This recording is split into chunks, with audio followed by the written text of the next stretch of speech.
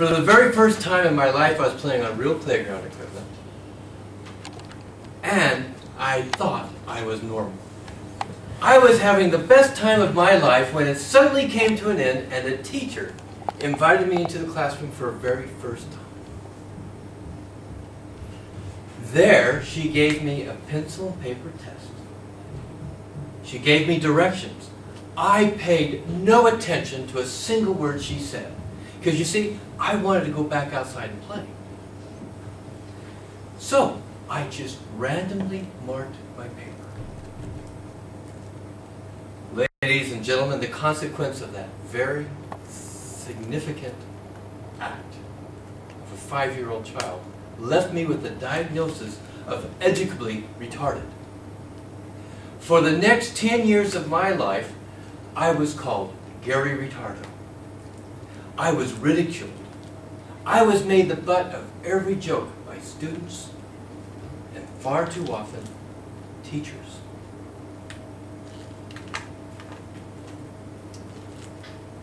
Then I walked into a brand new school. A teacher did not believe in the social norm of my day. Through her own education, she had determined that many people with my diagnosis had been misdiagnosed. And so she set up an atmosphere of awareness and of trust, of compassion. And she began to teach me how to read and how to write and how to do simple math. Because you see, ladies and gentlemen, I am dyslexic. Now, I thought I was a very able-bodied person, and that I would be for the rest of my life. Now, I'd like to look at this, because I believe there's no such thing as somebody who's just an able-bodied person. You are a temporally able-bodied person. It's only a matter of time until you become a TAB. A TAB, temporarily able-bodied person, is somebody who is waiting for life's fickle finger of fate to touch them. And for me, it was a September morning, about 9 years later. I was blown up by 2 55-pound bombs. I was declared dead. I was brought back to life. I was declared dead. I was brought back to life. In fact, so many times the people at the hospital began calling me Jason, after the Friday the 13th character who would not just stay dead. I was then called a vegetable. And 18 months later, I walked out on my own 2 legs. Ladies and gentlemen, I never thought for one moment that I was disabled. I really do not like that term, disabled. I'm challenged. I am able to do anything I want to do, maybe not the same level or skill that somebody else can do the task, but I am only challenged. I have to figure out a way to do it. That's all. That's the difference.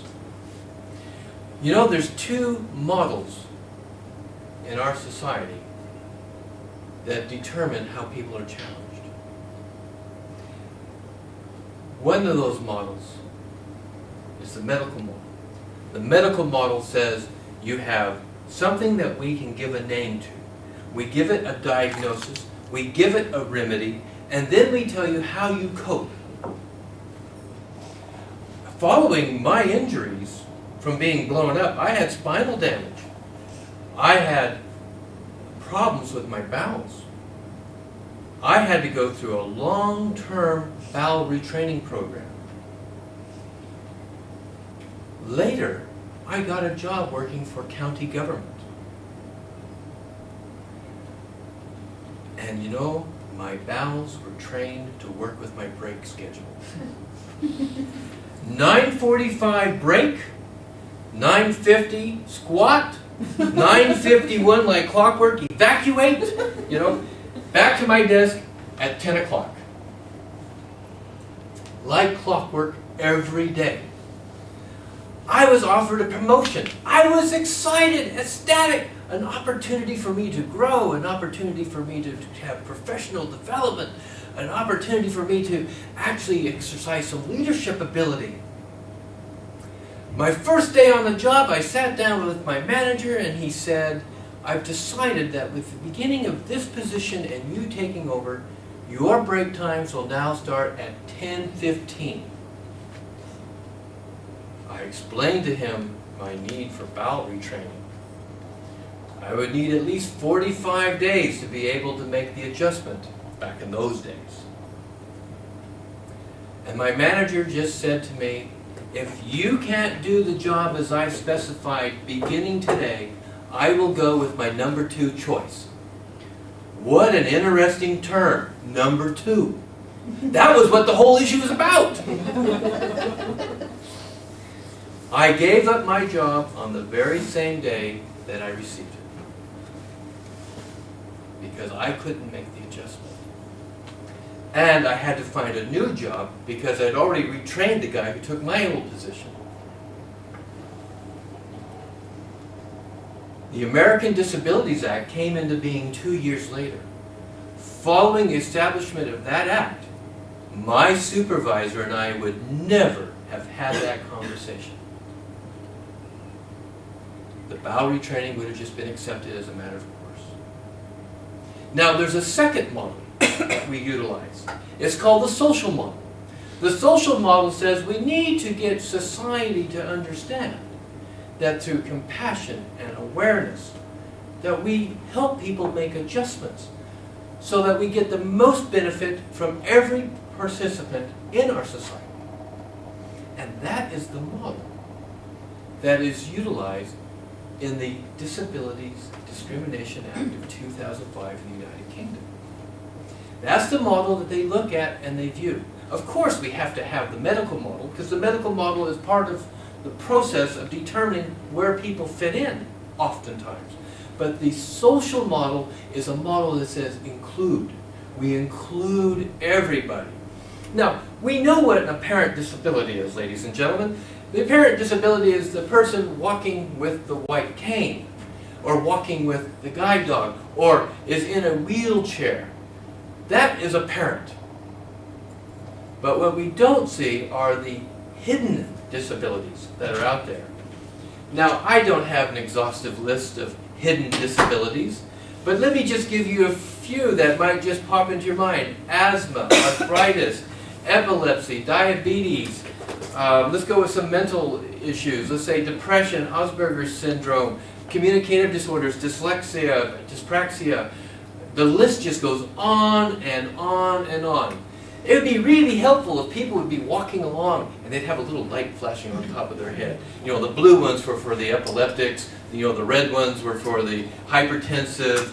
I like green. The green ones would be for us dyslexics. But we don't have that. We don't have those identifiers that are going on all the time. And that's why these remain oftentimes a hidden disability, because we don't want people to know we have them. When I went to university, I was already diagnosed as a dyslexic. The university had on offer all kinds of aids and assistance for dyslexics. And I did not step up and ask for that help. For one reason, and one reason only. I felt if I did, in the eyes of the world, it would cheapen my degree. And because I made that decision, I had to take every math class 3 times in order to get enough points to move on. You see, the help that they would have given me would have been a person who would have looked at what I copied down to make sure I copied the numbers in the right order. And they would have given me a calculator, because everybody got to use calculators. But my calculator would have read back the numbers I put in, so I could make sure that that's what I thought I had